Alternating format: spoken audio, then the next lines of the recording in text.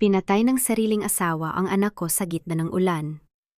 Habang nagpapakasasa si Dario sa init ng yakap ni Kasia, nakahiga akong duguang nag-iisa sa kalsada.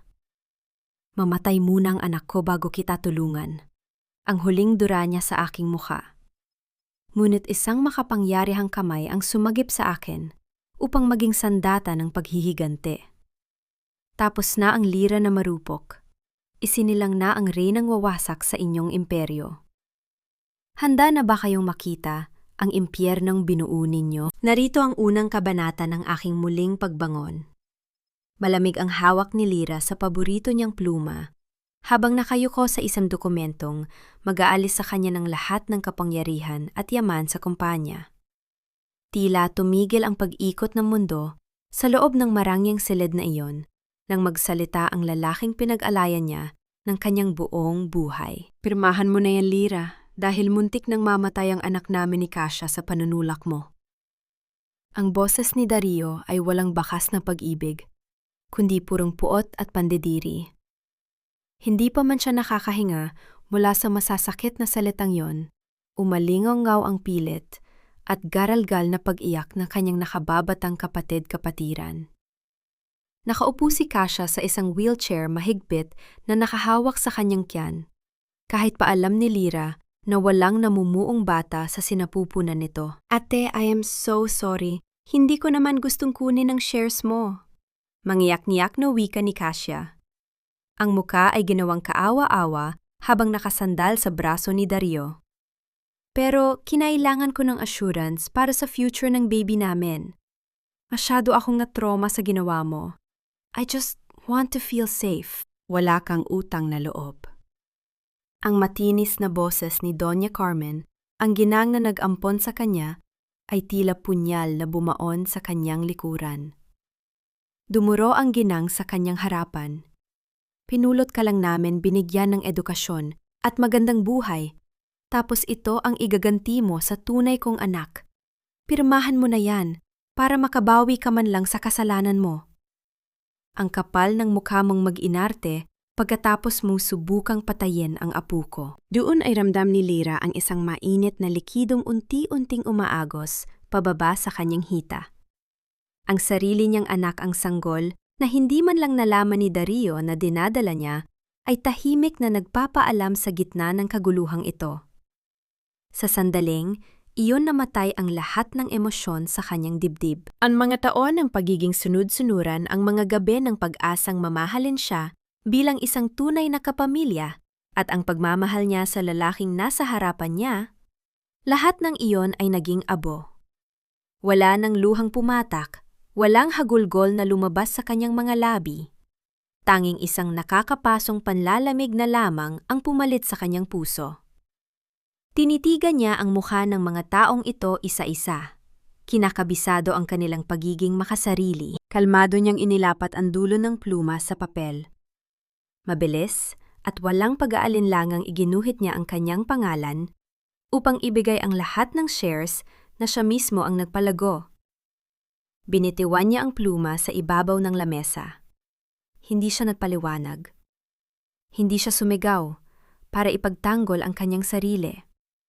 Tiningnan niya lamang si Dario nang may matinding kawalan ng pakialam, isang tingin na mas malamig pa sa bangkay, bago niya tinalikuran ang mga taong minsang tinawag niyang pamilya. Ang malakas na buhos ng ulan ay tila mga yelong tumutusok sa kanyang balat paglabas niya ng malaking pinto ng mansyon.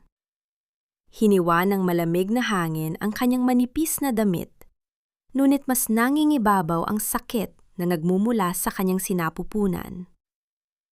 Gumuho ang kanyang mga tuhod at bumagsak siya sa basang semento. Ang mapulang mansa ay unti-unting humalo sa tubig ulan na umaagos sa madilim na kalsada. Nanginginig ang kanyang mga daliring, dinukot ang telepono mula sa kanyang bulsa at pinindot ang numero ni Dario. Isang huling pagsubok sa pagkatao nito, isang huling pag-asa na baka sakaling may natitira pa itong konsensya. Sumagot ang nasa kabilang linya. Kasunod nito ay ang malambing na boses ni Kasia na nagpapatahan at umaamo sa lalaki sa background. Dario, Tulungan mo ako, nawawalan ako ng dugo. Tigil-tigilan mo na ang pag-iinarte mo, Lira. Mamamatay muna ang anak ko bago kita tulungan. Matigas na tugon ng lalaki bago tuluyang nawala ang linya. Ibinaba ni Lira ang telponyo. Ang kahuli-hulihang hibla ng kanyang pagmamahal ay tuluyan ng napatid. Kasabay ng pagpikit ng kanyang mga mata dahil sa pagkahilo isang malapad na anino ang humarang sa ulan. Isang itim na payong ang sumilong sa kanyang nanginginig na katawan. Nang iangat niya ang kanyang paningin ng bahagya, nakita niya ang pamilyar at tahimik na mukha ni Dr. Joaquin Marasigan. Walang sinayang na salita ang lalaki. Maingat, ngunit mabilis siyang binuhat nito patungo sa isang naghihintay na sasakyan. Bago tuluyang nagdilim ang paningin ni Lira, mahigpit na kumapit ang kanyang mga malamig na daliri sa dulo ng coat ni Joaquin. Hindi siya humingi ng awa, kundi kumakapit sa nag-iisang taong sumagip sa kanya mula sa impyernong iyon. Ang amoy ng antiseptic at mapuputing ilaw ang unang sumalubong sa kanyang pandama nang muli siyang magkamalay. Puti ang kisame, tahimik ang buong paligid. Batid na niya ang katotohanan bago pa man magsalita ang doktor na nakatayo sa may bintana. Wala na ang kanyang anak. Tumingin siya kay Joaquin. Nabasa ng lalaki ang kalungkutan at galit sa kanyang mga mata. Ngunit hindi ito nagpakita ng awa na lalo lamang makakapanliit sa kanya. Sa halip, tahimik nitong inabot ang isang bagay na hiniling niyang ipakuha bago siya nawala ng malay. Ang kanyang laptop. Walang luhang tinanggap ito ni Lira. Binuksan niya ang aparato at tumambad ang kabuuan ng sistemang siya mismo ang bumuo, nag-ayos at nagpalago para sa Alcantara Group. Ang kumpanyang iyon ay nakatayo sa kanyang mga balikat. Ngayon, tatanggalin niya ang kanyang suporta. Sa ilang mabilis na paggalaw ng kanyang mga daliri sa keyboard, inihanda niya ang isang natatanging command code. Isang utos na bubura sa lahat ng mahahalagang datos, mga kontrata at buong back-end system ng kumpanya ni Dario. Ibabalik niya ang lalaking iyon sa kawalan. Isang mariing pagdiin sa huling buton ng keyboard ang umalingaw-ngaw sa tahimik na silid, isang tunog na nagsisilbing formal na pagbagsak ng hatol sa mga taong sumira sa kanya. Tahimik na nilunok ni Lira ang mapapait na tableta kasabay ng malamig na tubig. Walang panghinginig sa kanyang mga kamay. Walang bakas ng luha sa kanyang mga mata. Mula sa gilid ng puting silid, pinapanood siya ni Dr. Joaquin Marasigan. May malalim na paghanga at tahimik na pangako sa mga mata ng lalaki. Sa isang malumanay na boses, nag-alok ito ng tulong. Sinabing handa siyang gamitin ang buong yaman at impluwensya ng kanyang pamilya upang durugin ang mga Alcantara bago pa man sumikat ang araw. Ngunit umiling si Lira. Isang malamig at determinadong ngiti ang sumilay sa kanyang maputlang labi. Salamat, Joaquin. Ngunit gusto kong gamitin ang sarili kong mga kamay. Maingat niyang isinilid ang makapal na dokumento sa loob ng isang kayumangging sobre. Ito ang mga papeles na formal na pumuputol sa anumang legal na ugnayan niya sa pamilya Alcantara, kasama na ang tuluyang pagbura niya sa apelido nila sa kanyang pagkatao. May isang maikling liham na kalakip nito para sa personal na abogado ni Dario. Ang mensahe ay isinulat ng may matinding pinalidad. Binabayaran ko na ang utang na loob ko sa pagpapalaki niyo sa akin, gamit ang mga shares na pilit ninyong kinuha. Wala na tayong utang sa isa't isa. Sa kabilang dako ng lungsod, halos mawasak ni Dario ang monitor ng kanyang computer sa labis na pagkabigo. Balot ng malamig na pawis ang kanyang habang nanlilisik ang mga matang nakatitig sa madilim na screen.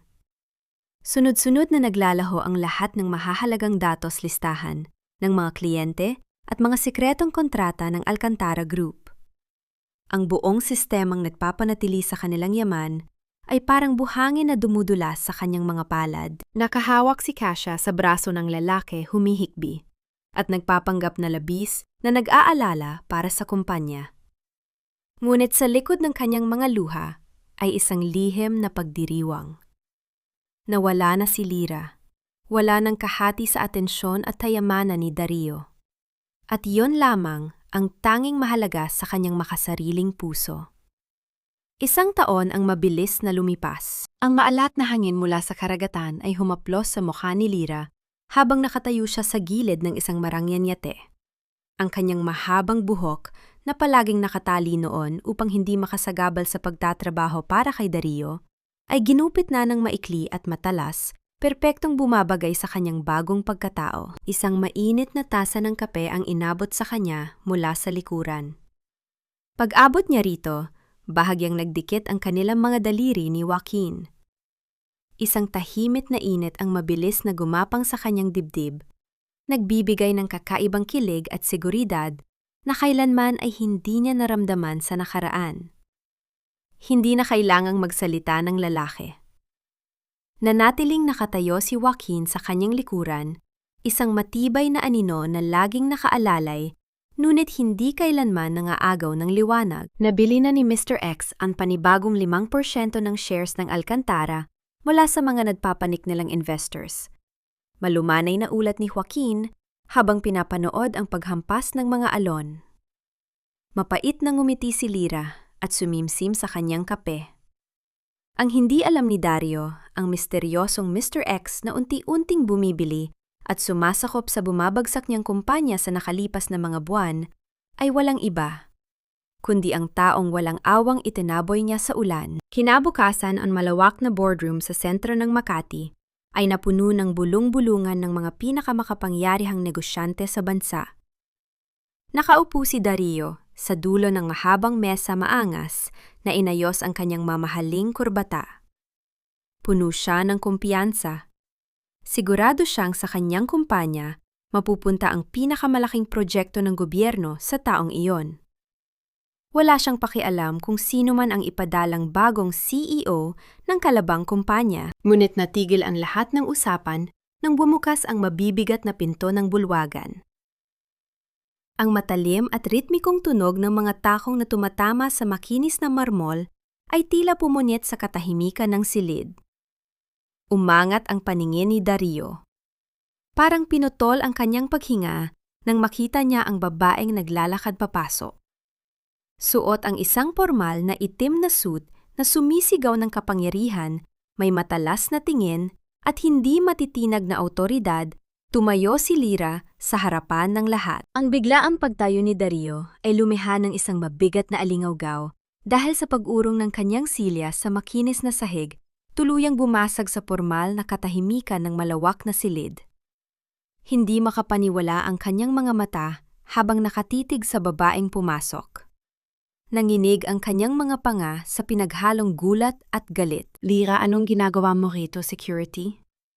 Bakit niyo pinapasok ang babaeng ito? This is a closed-door bidding for executives. Mariin at may panggigigigil na sigaw ni Dario. Pilit na ibinabalik ang kontrol na pakiramdam niya ay biglang nawala. Walang mababakas na pagkaalarma sa mukha ni Lyra. Ang babaeng minsang yumuko at umiyak sa kanyang paanan ay pinalitan ng isang taong may pusong kasing lamig ng yelo. Kalmado niyang inilapag ang makapal na itim na folder sa ibabaw ng mesa. Hindi niya pinansin ang pagwawala ng lalaking minsan niyang sinamba. Sa halip, ibinaling niya ang kanyang matalas na paningin sa mga nakaupong mamumuhunan na ngayon ay tahimik na nagmamasid sa nangyayari. Gentlemen, I am here representing the Vanguard Holdings. Panimula ni Lyra ang kanyang boses ay buo propesyonal at walang kahit anong bakas ng pag-aalinlangan. At kung titingnan ninyong mabuti ang proposal na hawak ng Alcantara Group, makikita ninyong isa lamang itong palasyong gawa sa buhangin. Namula ang mukha ni Dario sa kahihiyan. Shut up, Lyra. You know nothing about this project. Isa ka lang hamak na ampon na walang alam kundi manggulo. Hindi na tinag si Lyra. Gamit ang purong lohika, isa-isa niyang hinimay ang mga butas sa presentasyon ni Dario. Ipinakita niya ang mga numerong hindi nagtutugma, ang mga lumang sistemang ginagamit pa rin ng kumpanya, at ang napipintong pagbagsak ng mga proyekto dahil sa kakulangan sa tamang pamamahala. Bawat salitang lumalabas sa bibig ni Lyra ay tila isang matulis na patalim na unti-unting pumuputol sa kumpiyansa ni Dario sa harap ng mga taong magpapasya ng kanyang kinabukasan. Bago pa man makasagot si Dario, upang ipagtanggol ang kanyang gumuho ng presentasyon, muling bumukas ang mabigat na pinto ng boardroom. Pumasok si Kasia bitbit ang isang mamahaling kahon ng pagkain, suot ang kanyang pamilyar at maamong ngiti na ginagamit niya para paikutin ang lahat. Ngunit ang ngiting iyon ay mabilis na naglaho nang magtama ang kanilang paningin ni Lyra. Namutla ang kanyang mukha ng laki ang mga mata at sa isang iglap ay nag-ipon ng peking luha ang mga ito. Ate, buhay ka? Nanginginig ang boses niya.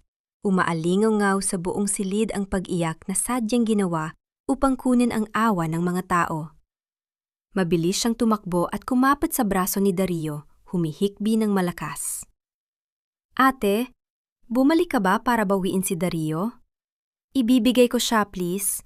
Huwag mo lang sirain ang kumpanya niya. Naaawa na ako sa kanya.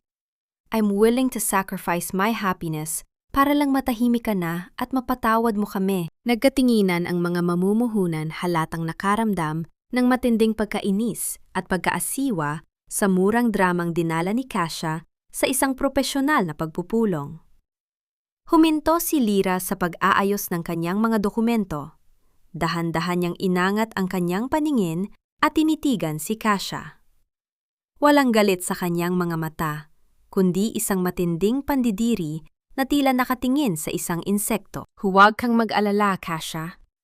Napakalamig at napakatalas na tugon ni Lyra, ang bawat pantig ay bumabaon sa katahimikan ng silid. Hindi ako namumulot ng basurang itinapon ko na. Nandito ako para sa negosyo, hindi para sa cheap na drama mo, naniga si Kasia. Ang kanyang mga peking hikbi ay natigil sa kanyang lalamunan. Sa pag-atras niya dahil sa matinding hiya, napadako ang kanyang mga mata sa pulso ni Lyra. Kumislap sa ilalim ng ilaw ang isang pamilyar na pilak na pulseras.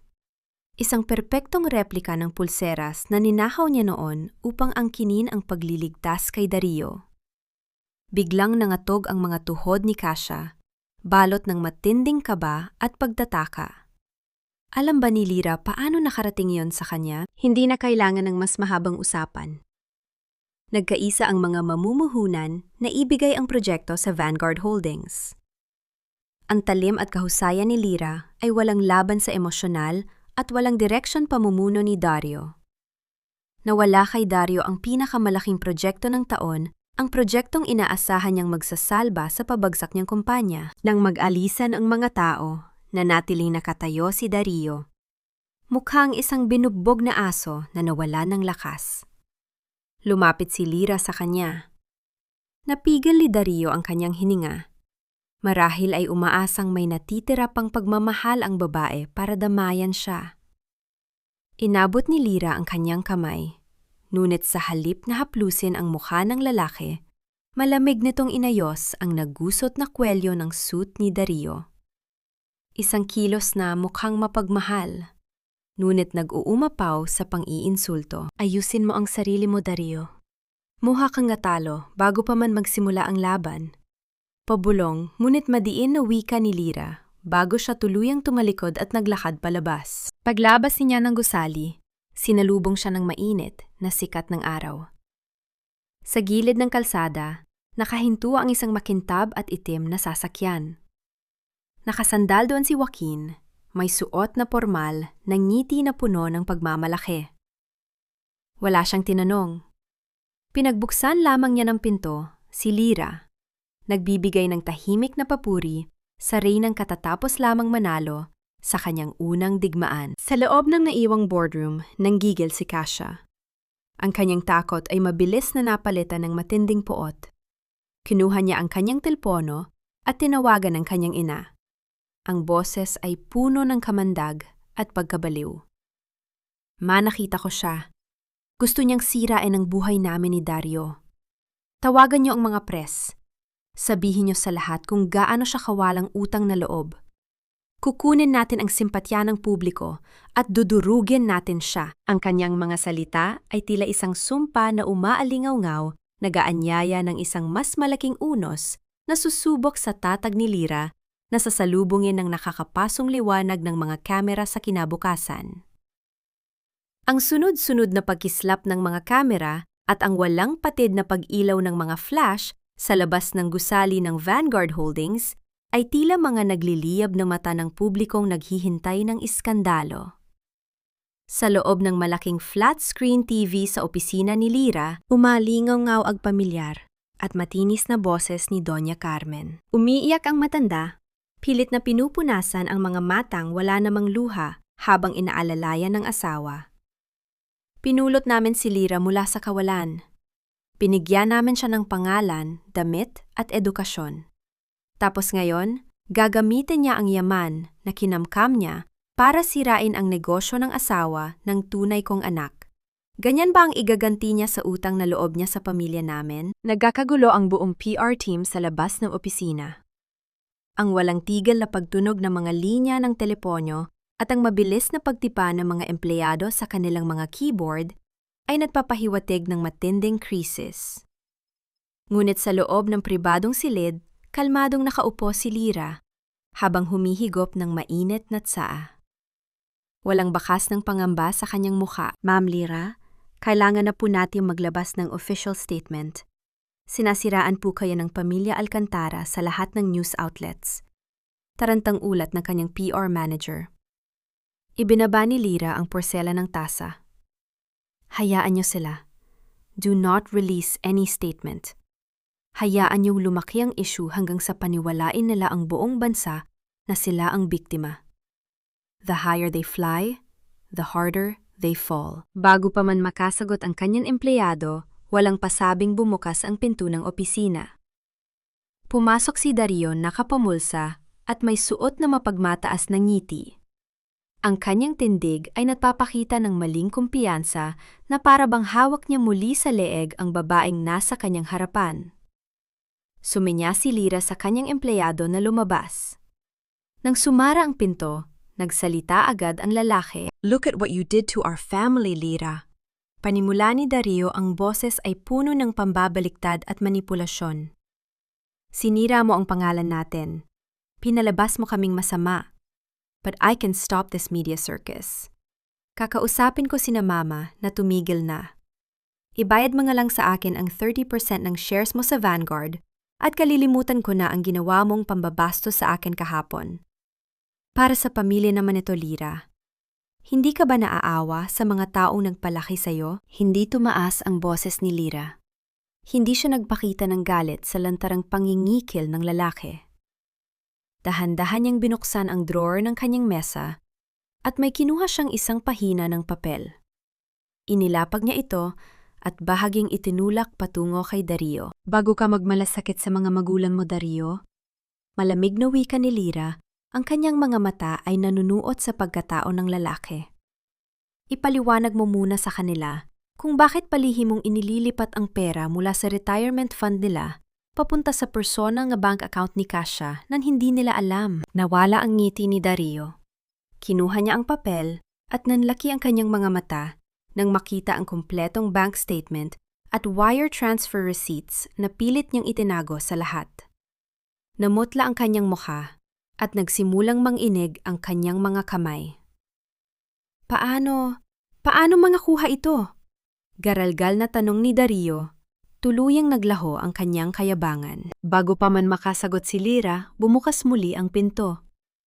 Pumasok si Joaquin, ang kanyang matangkad at matipunong bulto ay nagdala ng matinding bigat ng otoridad sa loob ng silid. Suot ang kanyang formal na suit, tiningnan niya si Dario mula ulo hanggang paa nang may kasamang matinding pandidiri. Tapos ng oras mo rito, Mr. Alcantara? Malalim at pormal na utos ni Joaquin, hindi man lang nag-abala na itago ang kanyang pagbabanta. Bilang major shareholder ng kumpanyang ito, hindi ko pinahihintulutan ang mga basura na pumasok sa opisina ng aking CEO. Makakaalis ka na, bago ko pa ipatapon sa security team ko ang katawan mo sa labas ng gusali. Walang nagawa si Dario, kundi ang lunukin ang kanyang hiya. Bit-bit ang dokumentong nagpapatunay ng kanyang krimen. Mabilis siyang naglakad. Palabas ng hindi lumilingon, mistulang bahag ang buntot. Nang sumara ang pinto, bumuntong hininga si Lyra. Bahaging napahilot sa kanyang sentido. Lumapit si Joaquin sa kanyang mesa. Sa halip na magsalita tungkol sa negosyo, napansin ng lalaki ang isang maliit na mansa ng asul na tinta sa hintuturo ni Lyra. Walang pasabi kumuha si Joaquin ng isang malinis na panyo mula sa kanyang bulsa. Dahan-dahan niyang inabot ang kamay ni Lyra at nang may buong pag-iingat at lambing tahimik niyang pinunasan ang mansa sa daliri ng babae. Ang init ng kanyang palad na nakapatong sa ibabaw ng kamay ni Lyra ay nagpadala ng isang banayad at nakakikilig na kuryente sa puso ng dalaga. Sa mga simpleng kilos na iyon, ipinaramdam ni Joaquin na gaano man katigas ang baluti ni Lyra sa labas. Palagi itong may ligtas na espasyo sa kanyang piling. Matapos linisan ng kanyang kamay, inilapag ni Joaquin ang isang manipis ngunit selyadong folder sa ibabaw ng mesa.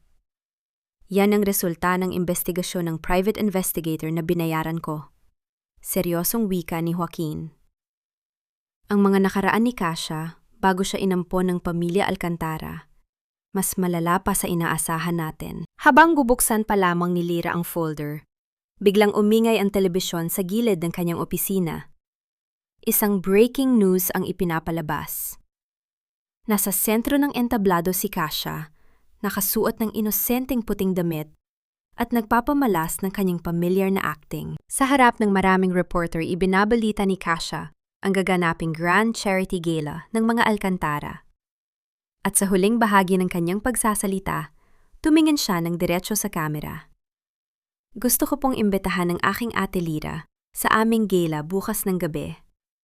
Ito na po ang aking peace offering. Sana po ay dumalo siya upang magkaayos na ang aming pamilya. Isang halatang patibong na inilatag sa harap ng buong bansa. Ibinaba ni Lyra ang folder at malamig na tinitigan ng screen. Ang nakakapasong ngiti ni Kasia sa telebisyon ay naghihintay ng kanyang pagbagsak. Ang malawak at marangyang ballroom ng hotel ay pinalamutian ng nagkikinangang mga aranya at napupuno ng mga pinakamayayaman at pinakamaimpluwensyang tao sa lipunan. Ang lahat ay nakasuot ng kani-kanilang mga formal na kasuotan, ngunit ang atensyon ng buong bulwagan ay mabilis na nagaw ng bumukas ang malalaking pintuan sa likuran. Ang pagpasok ni Lyra ay tila paghinto ng oras para sa lahat ng naroon. Suot ang isang nakamamanghang pulang gown na tila sumisimbolo sa tapang at pagbangon mula sa apoy, naglakad siya ng may taas noong kumpiyansa. Sa kanyang tabi ay si Dr. Joaquin Marasigan, nakasuot ng perpektong itim na suit na ang bawat hakbang ay nagpapahiwatig ng hindi matitinag na suporta at kapangyarihan. Ang mga bulong-bulungan ng mga panauhin ay tila naging isang mahinang ugong habang pinapanood nila ang pagdating ng babaeng naging sentro ng pinakamalaking iskandalo sa balita. Nakatayo si Kasia sa gitna ng entablado. Suot ang isang inosenteng puting bestida. Nang makita niya si Lyra, agad siyang kumuha ng mikropono. Ang kanyang boses ay sinadyang garalgalin at ang kanyang mga mata ay mabilis na napuno ng luha na handang bumagsak anumang oras. Ate Lyra, panimula ni Kasia, kinitiyak na maririnig ng lahat ang kanyang pagmamakaawa. Salamat at tumating ka. Gusto ko sanang humingi ng tawad sa harap ng lahat ng tao rito. Alam kong masama ang loob mo dahil sa amin ni Dario. Pero sana patawarin mo na kami. Pamilya pa rin tayo, ate. Handa akong lumuhod para lang matapos na ang galit mo. Ang mga panauhin ay nagpalipat-lipat ng tingin sa dalawa naghihintay ng emosyonal na pagsabog mula kay Lyra. Ngunit walang kahit anong bakas ng inis sa mukha ng dalaga. Malamig at kalmado siyang lumapit sa paanan ng entablado. Hindi niya inabot ang mikropunong iniaalok ni Kasia. Sapat na ang buo at matalas niyang boses upang marinig ng mga taong nasa malapit. Tinatanggap po ang paumanhin mo, Kasia. Simpleng tugon ni Lyra na may kasamang ngiting, hindi umaabot sa kanyang mga mata. Ngunit sana ay humingi ka rin ng tawad sa mga magulang mo dahil sa palihim mong pagkuha ng kanilang retirement fund para pundohan ang iyong mga luho. At bago ka mag-alala sa galit ko, mas alalahanin mo ang mga shares na illegal na ipinangalan sa iyo. Ang mga abogado ko ay may ipapadalang dokumento bukas. Nanlaki ang mga mata ni Kasia. Ang kanyang mukha ay nawala ng kulay. Nagsimulang magbulungan ang mga malalapit na panauhin na palitan ng pag-aalinlangan ang dating simpatya para sa kanya. Naiipit sa matinding hiya at walang maisagot sa katotohanang ibinunyag ni Lyra, ginamit ni Kasia ang kanyang pinakamatandang sandata. Bigla siyang napahawak sa kanyang dibdib, humihinga ng malalim at mabilis pinaluktot niya ang kanyang katawan bago tuluyang bumagsak sa makintab na sahig ng entablado. Nagkagulo ang mga tao. Mabilis na tumakbo si Dario paakyat ng entablado at niyakap ang walang malay na si Kasia. Ang kanyang mukha ay puno ng matinding pag-aalala at galit. Lumingon siya kay Lyra at sumigaw. "Tingnan mo ang ginawa mo. Inatake na siya sa puso dahil sa kasamaan mo. Kapag may nangyaring masama sa kanya, ikaw ang may kasalanan." Hindi man nang kumurap si Lyra. Ngunit bago pa siya makasagot, isang malamig at makapangyarihang boses ang nanghibabaw sa kaguluhan. "Tumabi ka, isa akong doktor." Lumapit si Joaquin. Ang mga tao ay kusang gumawa ng daan para sa kilalang tagapagmana ng pinakamalaking medical empire sa bansa. Mabilis na hiningi ni Joaquin ang emergency medical kit mula sa nanginginig na manager ng hotel. Sa loob ng ilang segundo, inilabas niya ang isang stethoscope at inilapat ito sa dibdib at pulso ni Kasia. Tahimik ang buong paligid, naghihintay sa hatol ng doktor. Makalipas ang ilang sandali, tumayo si Joaquin. Ibinulsa niya ang stethoscope. Wala siyang bakas ng pag-aalala, kundi purong propesyonal na pagkaainis. Lumingon si Joaquin sa mga panauhin at nagsalita ng malakas, tinitiyak na walang makaliligtaan sa kanyang sasabihin. Ang kanyang pulse rate ay perpektong normal. Ang kanyang paghinga ay regular. Walang anumang senyales ng myocardial infarction o kahit anong problema sa puso. Ang tawag dito, Mr. Alcantara, ay isang napakagaling na pagpapanggap. Natigilan si Dario, nagpapalit-palit ang tingin kay Joaquin at kay Kasia na nakapikit pa rin ng mariin. "Hindi totoo yan. Nakikita mong hindi siya makahinga?" Giit ni Dario, pilit na ipinagtatanggol ang babaeng nasa kanyang mga bisig. Naglabas si Joaquin ng isang mahaba at makapal na hiringgilya mula sa medical kit.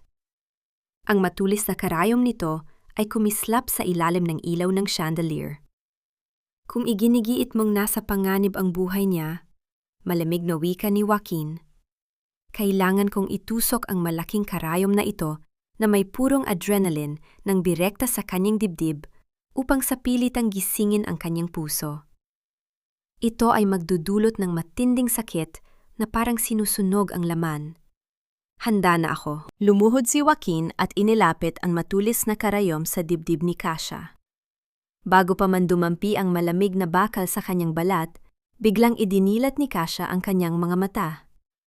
Mabilis siyang umurong palayo, bakas ang matinding takot sa kanyang mukha, habang nakatingin sa karayom at kusang tumayo nang walang anumang bakas ng panghihina. Isang kolektibong singhap ng pagkagulat at pandidire ang nagmula sa mga panauhin.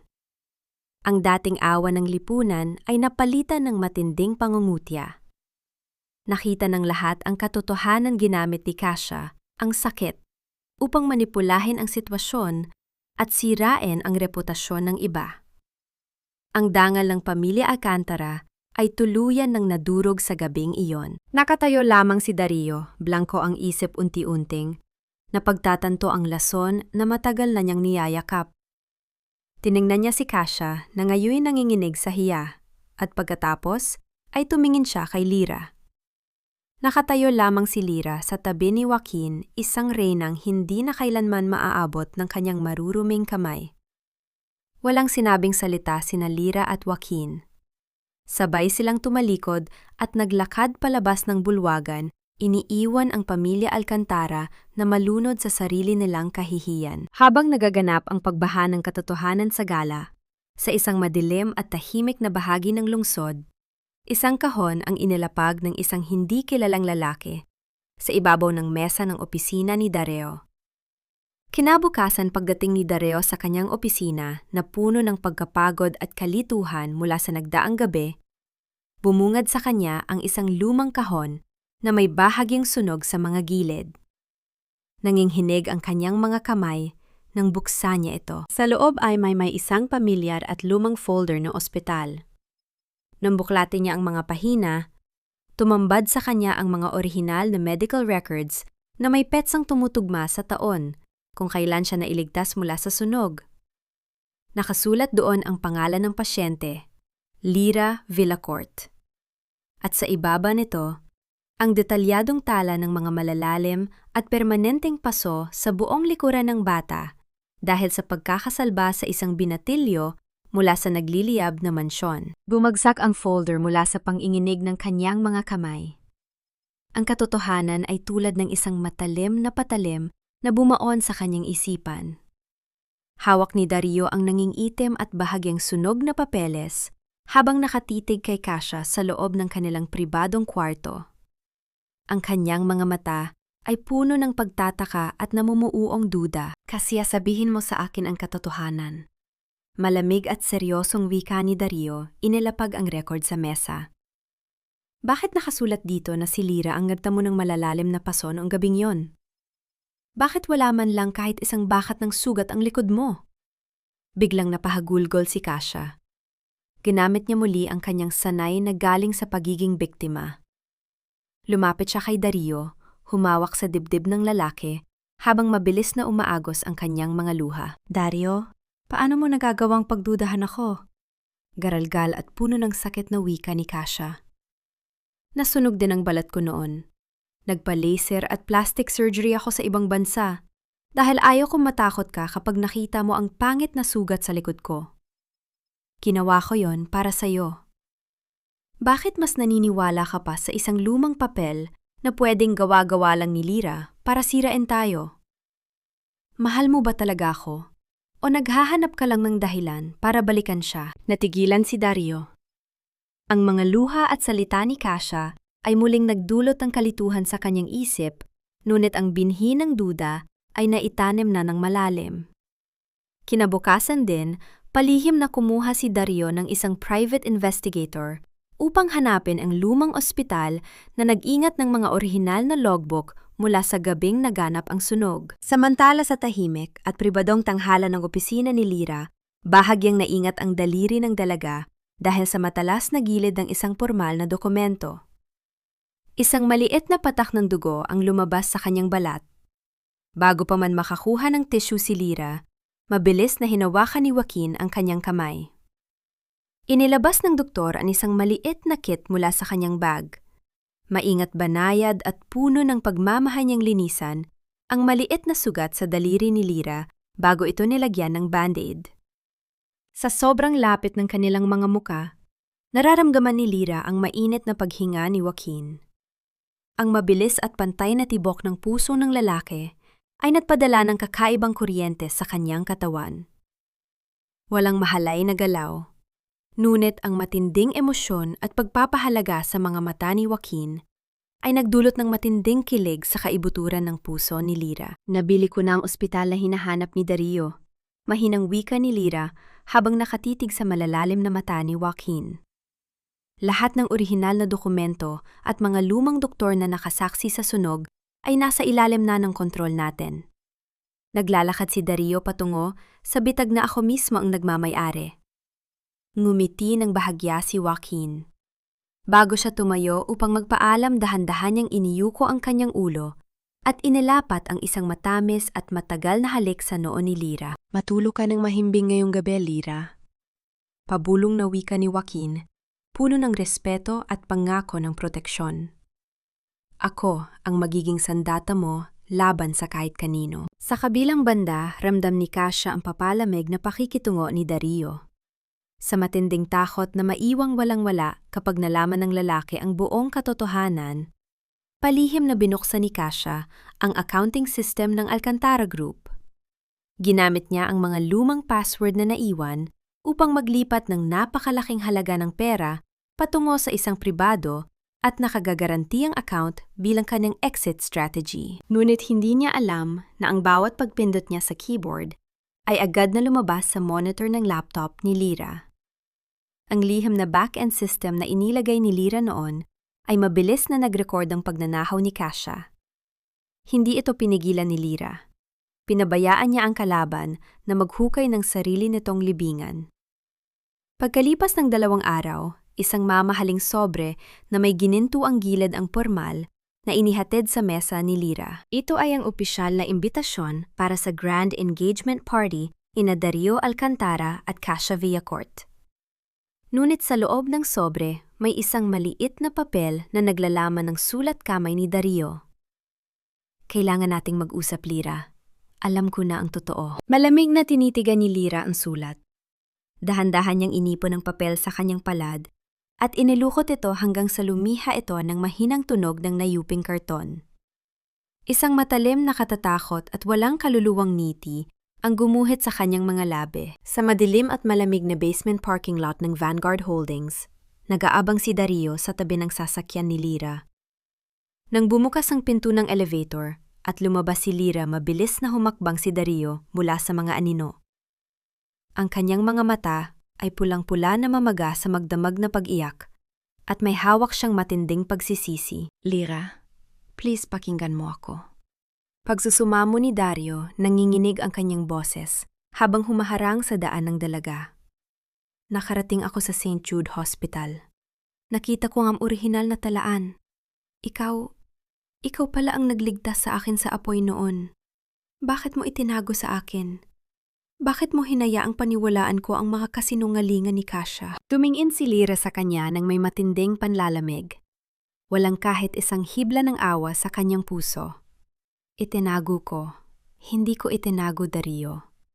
Sadyang bulag ka lang dahil pinili mong maniwala sa mga luha ng isang impostor kaysa sa katotohanang nasa harap mo na. Dahil sa bigat ng kanyang kasalanan, tuluyang manghina ang mga tuhod ni Dario. Lumuhod siya sa malamig na semento, pilit na hinahawakan ang dulo ng palda ni Lyra. Patawarin mo ako, Lyra.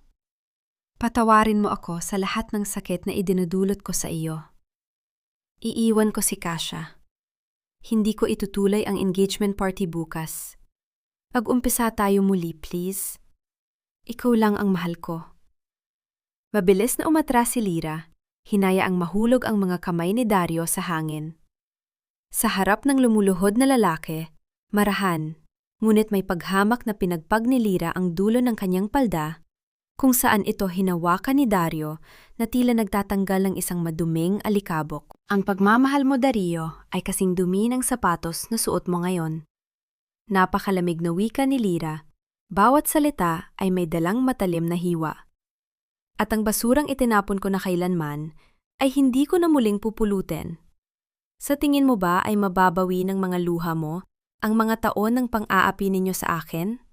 Mababalik ba nito ang anak ko na nawala? Dahil sa kawalan mo ng tiwala, natigilan si Dario, ang kanyang puso ay tila pinipigas sa matinding sakit habang narinig ang tungkol sa anak na hindi niya man lang nayakap. Bago pa siya makapagsalita muli, isang matangkad at matipunong bulto ang lumapit mula sa gilid. Tumayo si Joaquin sa tabi ni Lyra, ang kanyang malamig at matalas na tingin ay nakatutok kay Dario. Ang kanyang presensya ay nagpahiwatig ng hindi matitinag na pader na nagpoprotekta kay Lyra na lalong nagparamdam kay Dario ng kanyang sariling kawalan ng kwenta. May problema ba rito, Mr. Alcantara? O gusto mong tawagan ko ang pulisya para sa trespassing? Pormal at may banta sa boses ni Joaquin. Mula sa likod ng isang malaking sementong haligi ng parking lot, nakatayo si Kasia. Nakita ng kanyang sariling mga mata kung paano lumuhod ang kanyang mapagmataas na fiancé sa harap ni Lyra.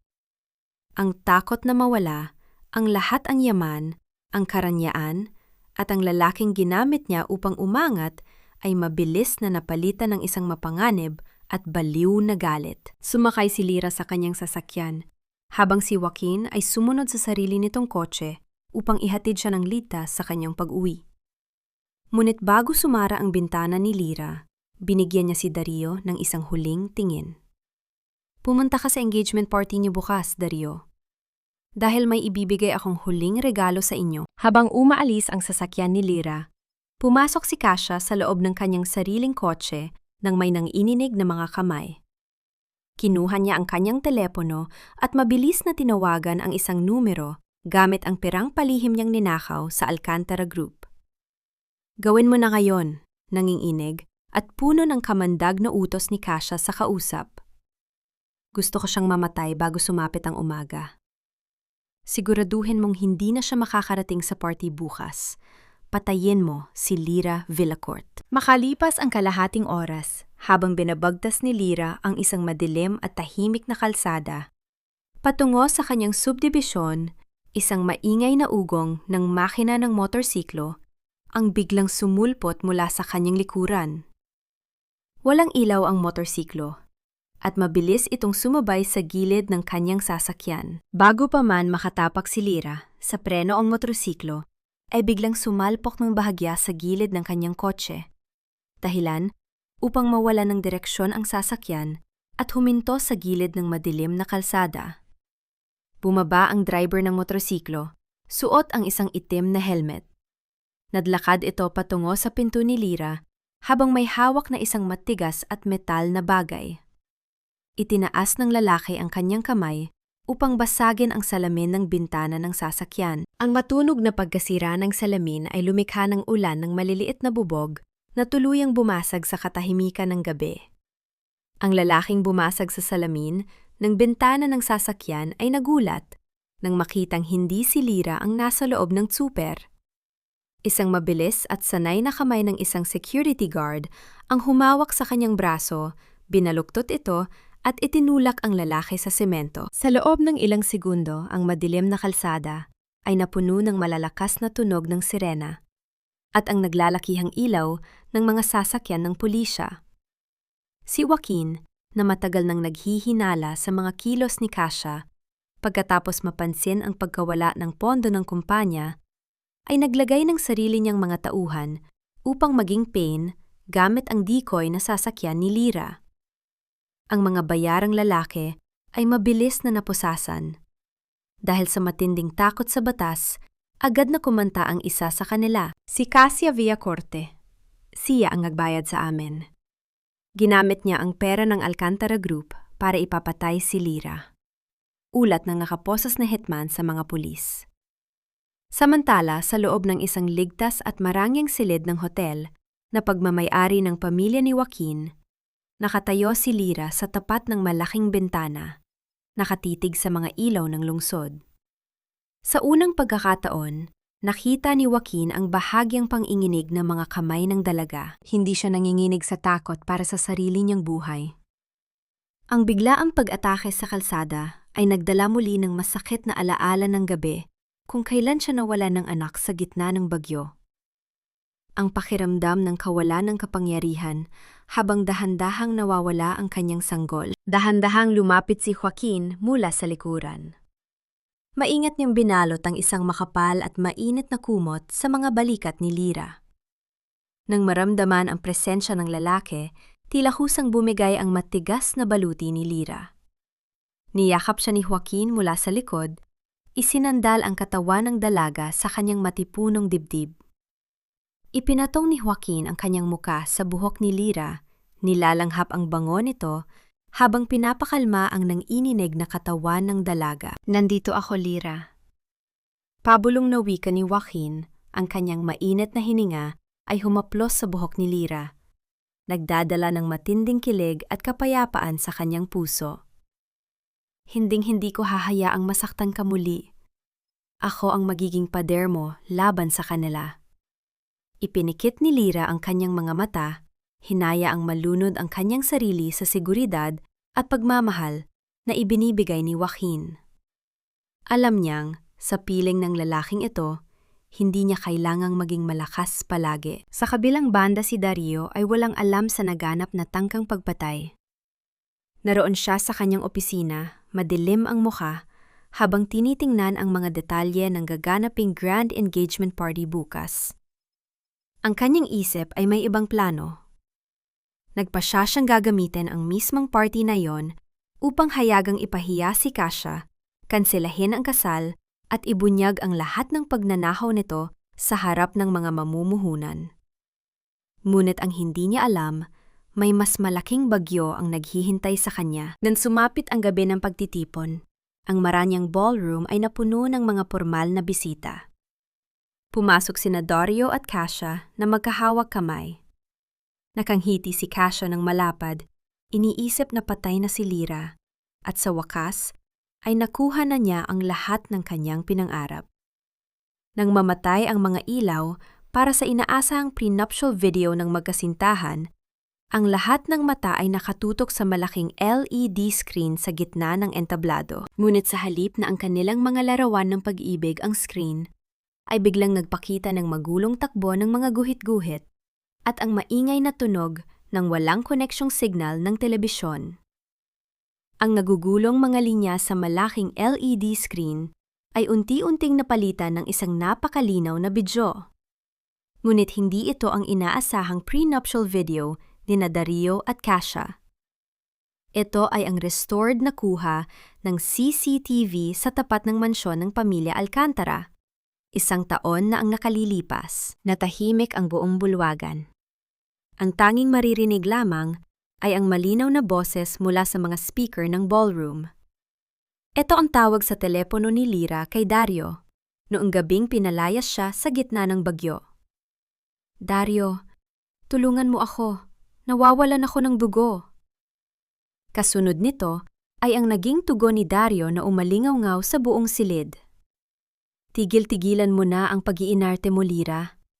Mamamatay muna ang anak ko bago kita tulungan. Sa screen, sabay na ipinakita ang timestamp ng tawag at ang aktwal na kuha kay Lyra habang nakahiga sa basang semento dinudugo at unti-unting nawawalan ng malay sa ulan.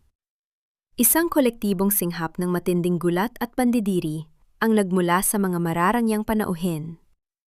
Ang mga bulong-bulungan ay mabilis na napalitan ng mga mapanghusgang tingin kay Dario.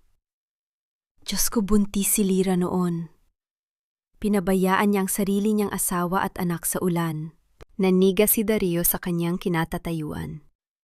Ang kanyang mukha ay tuluyang nawala ng kulay habang nakatitig sa screen. Wala siyang alam. Hindi niya alam na buntis si Lyra noon gabi ngayon. Ang anak na kanyang itinaboy at hinayaang mamatay sa lamig ay ang sarili niyang laman at dugo. Ang buong mundo ni Dario ay tila gumuho sa isang sandali. Patayin niyo yan, fake yan! Hysterical na sigaw ni Kasia sa mga staff ng hotel habang pilit na humahawak sa braso ni Dario. Dario, huwag kang maniwala riyan. Edited yan ang mga kalaban natin. Gusto lang akong sirain ni Lyra. Bumukas ang malalaking pinto ng ballroom. Pumasok si Lyra, naglalakad ng may marubdob na otoridad at dignidad, suot ang kanyang pulang gown. Sa kanyang likuran ay ang ilang unipormadong opisyal ng pulisya. Hindi ko kailangang mag-edit ng katotohanan, Kasia. Napakalamig na wika ni Lyra, ang kanyang boses, ay naging hudyat ng tuluyang pagtatapos ng palabas. Dahil ang katotohanan mismo ang tatapos sa iyo ngayon. Humakbang si Lyra patungo sa gitna ng bulwagan at inilabas ang isang folder ng mga dokumento. Ang marangyang engagement party na ito ay binayaran gamit ang pondo ng Alcantara Group na palihimong ninakaw Kasia, pagbubunyag ni Lyra sa harap ng lahat ng mamumuhunan. At ngayong araw, sa pamamagitan ng utos ng korte, ang lahat ng iyong mga account ay tuluyan ng na-freeze. Ang Alcantara Group ay opisyal ng bangkarote. Bago pa man makasagot si Kasia, humakbang ang mga pulis patungo sa kanya. Ang paglapat ng malamig na bakal ng posa sa mga pulso ni Kasia ay naging hudyat ng kanyang tuluyang pagbagsak sa harap ng mataas na lipunan. Kasia Villacourt, you are under arrest for embezzlement and frustrated murder of Lyra Villacourt. Pormal na pahayag ng pulisya. Sa gitna ng kaguluhan, sumubok na lumapit si Doña Carmen at ang kanyang asawa kay Lyra. Nanginginig ang kanilang mga labi, pilit na gumagamit ng kanilang huling sandata. Lyra, anak, pamilya mo kami. Utang na loob, huwag mo namang gawin ito sa kapatid mo. Tumingin si Lyra sa kanila.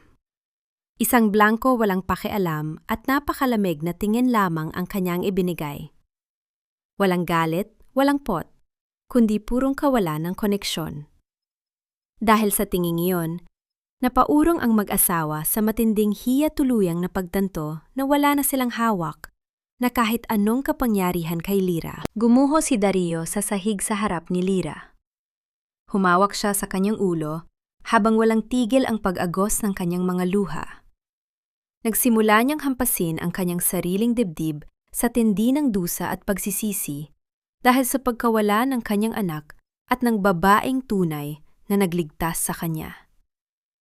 Lyra, patawarin mo ako. Please, ang anak natin.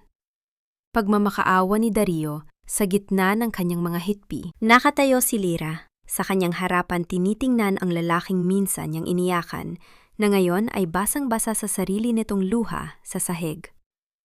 Ang buong ballroom ay napuno ng isang mabigat na katahimikan, naghihintay sa bawat salitang lalabas sa kanyang mga labi. Dahan-dahang ibinuka ni Lyra ang kanyang bibig upang ibigay ang kanyang huling hatol. Tumingin ako ng diretso sa mga mata ni Dario. Ang mga mata niyang puno ng pagsisisi ay hindi na nakakaramdam ng kahit anong hapdi sa aking puso. Ang lahat ng pagmamahal ko sa kanya ay matagal lang naanod ng ulan ng gabing iyon, kasabay ng pangarap kong magkaroon ng pamilya kasama siya. Ang luha mo ngayon, Dario, ay walang katumbas. Kahit isang patak ng dugong nga wala sa akin sa ulan noon. Ang boses ko ay matigas, malamig, at walang bahid ng pag-aalinlangan. Wala kang kapatawaran sa akin. Mamamatay kang daladala ang katotohanang ikaw ang pumatay sa sarili mong kaligayahan. Isinuko mo ang nag-iisang taong tunay na nagligtas at nagmahal sa iyo para sa isang kasinungalingan. Ngayon, lasapin mo ang pait ng iyong pag-iisa. Hindi ko na himintay ang kanyang sagot. Tinalikuran ko ang lalaking minsang naging sentro ng aking mundo. Naramdaman ko ang marahang pagdampi ng kamay ni Joaquin sa aking siko, isang tahimik na pag-alalay na puno ng respeto. Inalok niya ang kanyang braso at nang walang paglingon, sabay kaming naglakad palabas ng ballroom. Ang tunog ng aking mga takong sa sahig ay tila bawat hakbang ng aking paglaya mula sa nakaraan. Sa likuran namin, narinig ko ang huling histerika na sigaw ni Kasia habang hinihila siya ng mga pulis. Ang kanyang boses ay puno ng kamandag at kawalang pag-asa. Sinisisi ang lahat ng tao sa paligid niya maliban sa kanyang sarili. Iyon ang huling pagkakataong maririnig ko ang boses na iyon. Ang reyna ng panlilinlang ay nabubulok na sa sarili niyang trono ng mga kasinungalingan. Kinabukasan ang balita tungkol sa pagbagsak ng Alcantara Group ay naging headline sa lahat ng pahayagan. Ang kumpanyang itinayo ko, gamit ang aking pawis at talino, ay isa na lamang bakanteng gusali. Ipinagbili ni Dario ang lahat ng kanyang natitirang ari-arian upang pambayad sa mga utang at demanda. Ngunit, hindi nito kayang bayaran ang pagkawasak ng kanyang pagkatao. Namumuhay na siya ngayon sa isang madilim at maliit na apartment. Tinititigan ang litrato ng ultrasound ng anak na hindi niya man lang nabigyan ng pangalan. Nakatayo ako ngayon sa dalampasigan. Pinapanood ang dahan-dahang paglubog ng araw. Ang kulay kahel at lilang kalangitan ay tila isang pintura ng kapayapaan. Hinubad ko ang aking mga sapatos upang maramdaman ang pino at malamig na buhangin sa pagitan ng aking mga daliri sa paa. Ito ang pakiramdam ng tunay na paglaya. Wala na ang bigat ng utang na loob. Wala na ang hapdi ng pagtataksil. Naramdaman ko ang paglapit ni Joaquin. Hindi siya nagsalita. Tumayo lang siya sa tabi ko. Pinagmamasdan din ang abot tanaw. Ang kanyang presensya ay parang ang payapang dagat sa aming harapan. Malalim tapat at laging nandyan. Tapos na, Lyra, mahinang wika ni Joaquin. Ang bagyo ay lumipas na. Hindi lang ito pagtatapos, Joaquin. Sagot ko, habang nakangiti ng totoo sa unang pagkakataon. Ito ang aking simula. Isang mabilis na pagtakbo ng maliliit na paa sa buhangin ang kumuha ng aming atensyon. Isang batang babae na may mga matang puno ng kislap at tawa ang tumatakbo patungo sa amin. Siya si Hope, ang batang inampon ni Joaquin mula sa isang orphanage na tinutupok din ng apoy noong nakaraang taon. Siya ang paalala na sa gitna ng abo may buhay na muling sisibol. Dada Mama Lira, look a starfish! Ang masayang sigaw ng bata habang ipinapakita ang kanyang nahanap. Yumuko ako at niyakap ang bata.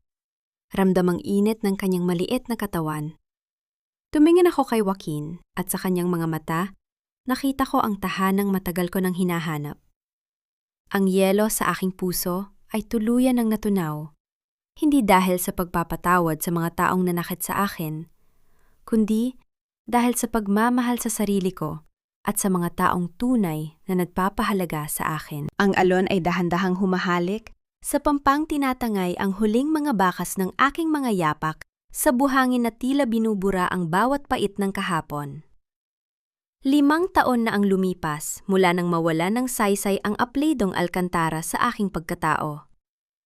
Sa bawat araw na nagdadaan, mas lalong nagiging malinaw sa akin na ang aking halaga ay hindi kailanman nakadepende sa pagtanggap ng ibang tao, kundi sa kung paano ko pinili ang aking sarili sa gitna ng pagkawasak. Nakatayo ako ngayon sa harap ng isang malawak at modernong gusali, ang Vanguard Rehabilitation Center.